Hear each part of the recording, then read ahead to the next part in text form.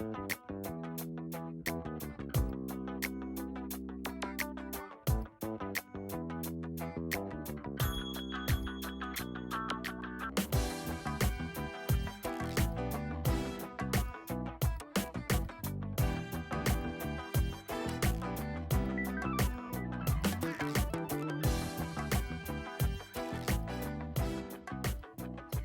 to Open Doors. I'm Shannon, the Good Food Coordinator, and today we're going to make a nutrient-filled breakfast of granola. We have 3 cups of gluten-free rolled oats. We have 1 cup of chopped pecans, 1 cup of shredded coconut, half a cup of chopped walnuts, half a cup of sliced almonds, half a cup of sunflower seeds, half a cup of pumpkin seeds raw, half a cup of raw cashews, we have 1 cup of dried cranberries, and 1 cup of raisins. You can substitute the cranberries and the raisins for other things like dried blueberries, dried cherries, apricots. This just happens to be the combination I like, but you do want to try and keep your cups to the same amount. For our syrup, we have a 1/4 cup of water, 2 tablespoons of coconut oil. We have a 1/4 cup of maple syrup. We have a tablespoon of vanilla extract, and we have a 1/4 teaspoon of kosher salt. We're going to start by making the sauce first, or the syrup first, to go over the granola. You're going to need a saucepan, something to stir with, and all of your ingredients to do so.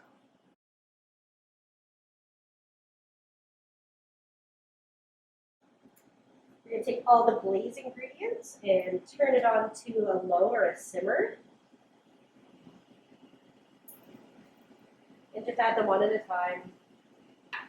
And it will probably simmer for about 5 minutes before it becomes a bit of a glaze.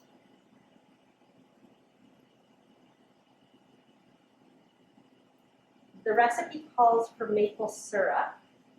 However, if you do not have maple syrup, you can also use brown sugar for 3 tablespoons of brown sugar to substitute for your maple syrup. But we have maple syrup.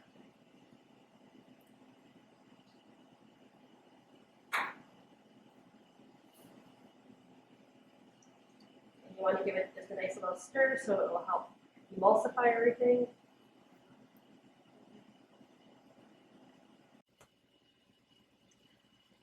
It's almost all come together. We'll just let the coconut oil melt a little bit more. And once it starts really bubbling, you can take it off of your heat and just set it off to the side. While you're waiting for your glaze to get to a little bit more of a cool temperature to touch, you can add the rest of your measured out ingredients into a bowl and mix well. So we'll add our oats, and our pecans, our coconut, our walnuts, our almonds. I chose to use slivered almonds, but you can also use like a blanched whole almond too, if you prefer that, or even a chopped almond. Our sunflower seeds, our pumpkin seeds. Sorry, sometimes when you're cooking in the kitchen, you can't help these distractions with the phones beeping off and people coming in and out. We've just added the pumpkin seeds, and now we're going to add the raw cashews, and our dried cranberries, and our raisins. And then you want to mix that all up really well so that it's all intermingled with each other.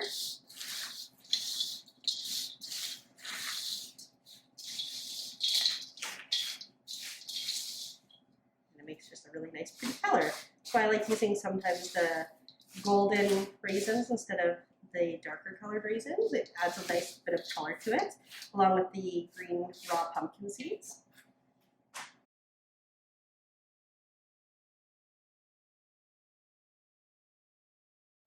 So once everything is mixed together, we want to take our warm glaze and we're going to pour it over top of our dry mixture, and then we're going to mix it very well before we pour it into our pan. We want to line the pan with either parchment or a silicone sheet. You can use a baking sheet, or in this case we just used a 9 by 13 inch pan to do so. You want to preheat your oven at this time too to 250 degrees. I'm just going to go and pour that in.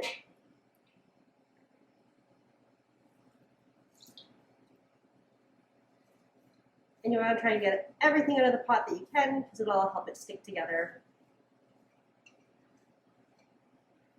And then mix it up really well.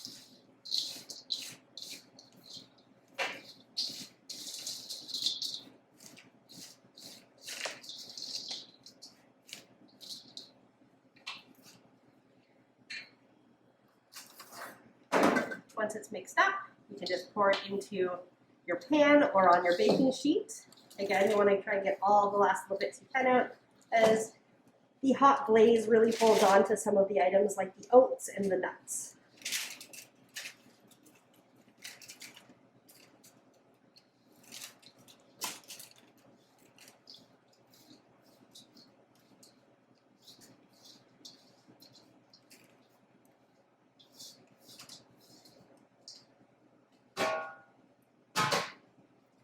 Once it's lumped out onto your sheet, you want to flatten it out. You can flatten it out with your hands or with your spoon or your spatula that you used. If you're using a baking sheet, it'll be much thinner. Because we chose to use the 9 by 13 inch pan, we'll have more of a granola bake.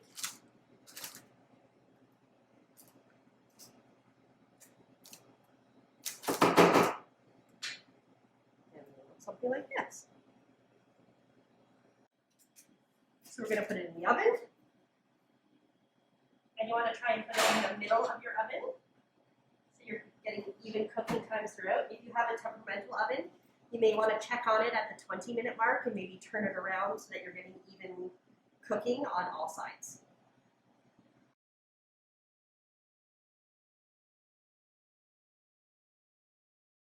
The thicker pan like we are, you're going to need more than the allotted 30-minute time. You can test it to see where it's at. This is still quite doughy and warm, and you want it to be crisp. So we're going to put it back in.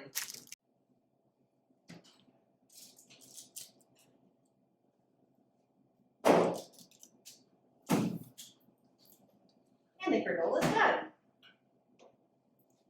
Turn off your oven.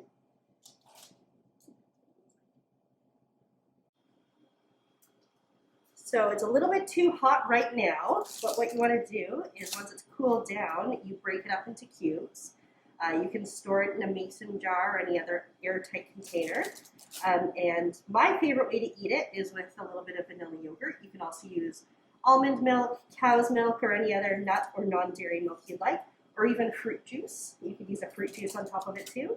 And it's filled with all sorts of great nutrients.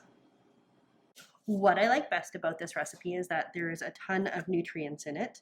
The pecans, like right here, they punch a bunch of protein, healthy fats, and fiber that can help keep you energized and satisfied throughout your day. They're a great source of calcium, magnesium, and potassium, and that can help with lowering your blood pressure. And most of the fat found in pecans is a healthy type of fat called a monosaturated fat. Walnuts, like you would see right there, they are great for the brain. Walnuts contain an important chemical as well as a huge amount of polyunsaturated fats that offer potential benefits for both brain health and health functions. The almonds, that you can see right there, they offer nutrients and fiber, protein, fat, vitamin E, magnesium, and they also contain a decent amount of copper, vitamin B2, and phosphorus. And they can help protect against oxidative stress, which can damage your internal organs. Also, the pumpkin seeds, the raw pumpkin seeds, they're rich in vitamins and minerals. Like right there, the pumpkin seeds. They are both important magnesium and vitamin K in helping heal wounds, and they also contain zinc, a mineral that helps fight the immune system and helps fight the bacteria in the immune system and viruses. So that is a wrap on making our nutrient-filled granola breakfast. Hopefully you enjoyed it. It's a very forgiving recipe. The recipe will be in the description below, as well as there are other alternatives and different ways you can make this, and that will be included in the recipe there. So I am going to go and enjoy my breakfast. Again, I am Shannon from Open Doors at St. Christopher's. I am the Good Food Coordinator, and if you have any questions or comments, please feel free to email me at goodfood@stcb.ca. Thanks!